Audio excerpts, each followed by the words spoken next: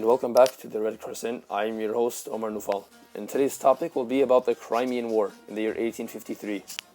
After the 17th century, the once great and large Ottoman Empire was started to journey towards rock bottom, as the failed siege of Vienna would pave a way of destruction for the next 2.5 centuries. The empire had many problems and wars which added on to its downfall, one of those wars being the Crimean War against the Russian Empire, another empire on the downfall as well, mainly due to lack of technology and economic backwardness. The Crimean War was very influential in Europe, setting up the players for the First World War. It is suggested that the Crimean War was fought over many things, such as religion, culture, but its main purpose was dominance in the Black Sea region. Now the question is, where exactly is Crimea, and why was it so important for both the Ottomans and Russians? Crimea is located in what is now southern Ukraine, or what was then known as southwestern Russia. Before the Russians took it, it was Ottoman land. It was under the Ottoman control.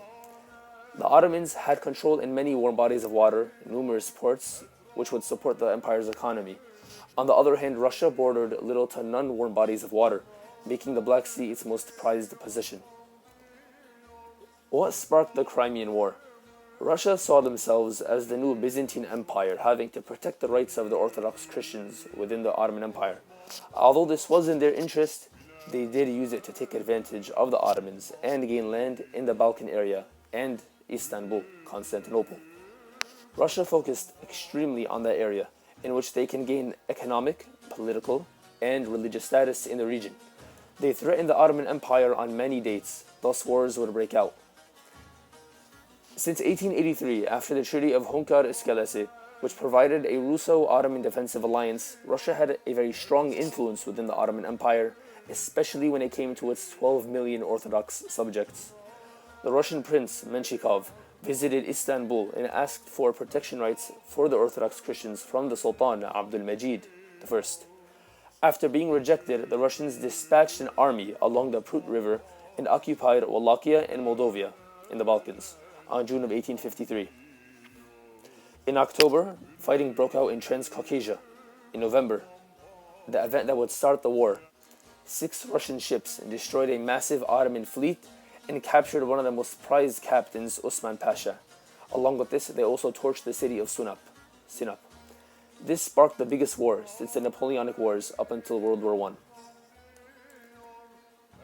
Considering it is the biggest war in that time, you had countries such as Britain and France get involved. But why exactly did they get involved?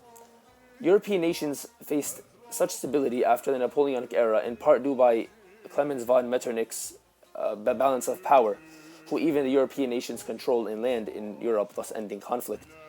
This plan required a weak Russian and Ottoman Empire, and France and Britain were to focus heavily on the Crimean War. The Russian influence in the Ottoman Empire grew further concerning the Orthodox Christians. France, wanting to re-establish ties with the Catholic Church, raised concerns about Catholic shrines in Jerusalem, thus showed an influence in the region as well. Britain and France's main purpose was to stop Russian expansion and influence to keep stability in Europe, thus they would side with the Ottomans. The actual war. After the destruction of the Ottoman fleet, as well as the torching of Sinop in November of 1853, Russophobia grew in French and British public opinion. Russia caused instability in the region, thus internationalizing the war. Britain and France would declare war on the Russian Empire and side with the Ottomans in March of 1854. The Allies bombarded Russian positions in the Black Sea and aimed to pin down 200,000 Russian troops in the north. The Russians sent 2 units of 50,000 soldiers to lay siege in the Ottoman territory in Bulgaria, mainly Cilicia. 12,000 Ottoman soldiers taken from Egypt and Albania under the command of Omar Pasha were able to defend the area, weakening the Russians. Fearing an Allied naval attack and Austrian-Ottoman military alliance, Tsar Nicholas had to end the war in the Balkans. The war changed its focus towards the South Caucasus region. The Russians captured an area near Bayazit, between the modern-day Turkish and Iranian border. This victory allowed for an opening of Russian troops to enter into cities such as Kars, Erzurum, and Trebizond. The Ottoman forces of 40,000 soldiers faced and lost to the Russian army of 20,000 in Koradiri, near Kars, ending the campaign in 1854. To stop further Russian offensives, 12,000 well-trained Ottoman soldiers under English commander Fenwick Williams, as well as a strong artillery under Tahir Pasha, faced the Russians under the command of Muraviv. Although they fought well, Fenwick had to surrender Kars in December of 1855. The Allied forces decided to not back down and aim for the Russian stronghold in the Black Sea that would end the war. The stronghold for the Russians in the Black Sea was the glorious and ancient city of Sevastopol. A force of 140,000 composing of British, French, Ottoman, and Sardinian soldiers sieged the city for 11 months, facing 100,000 troops in the beginning of the siege.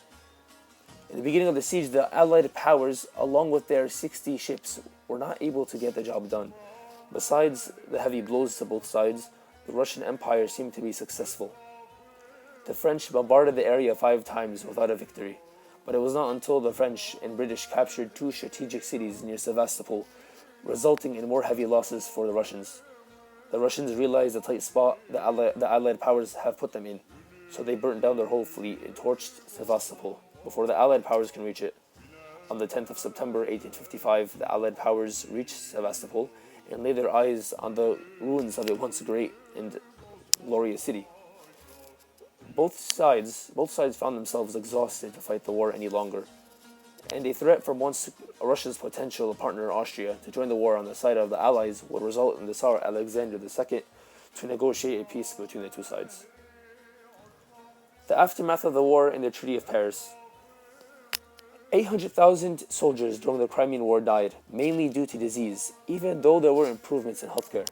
It was not enough, explained from one revolutionary nurse during the war, Florence Nightingale. Tens of thousands of refugees left to the Ottoman Empire for safety from the Russian oppression after the war, mainly the Crimean Tatars who were accused of siding with the Ottomans during the war. The Treaty of Paris was signed on March 29, 1856, and negotiations were taking place. Russia had to leave their territory in Kars and in the Danubian provinces and hand it back to the Ottomans. Crimea was to be given back to the Russians, and the Russians could not interfere in the Orthodox affairs within the Ottoman Empire.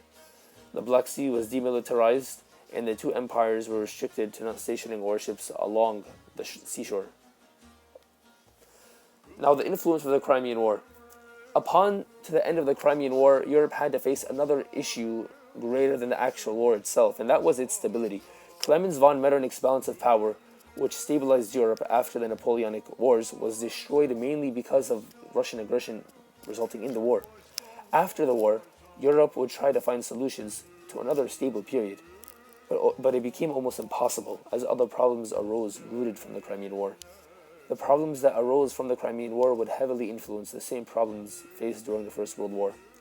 The Crimean War directly affected the Russian and Ottoman empires.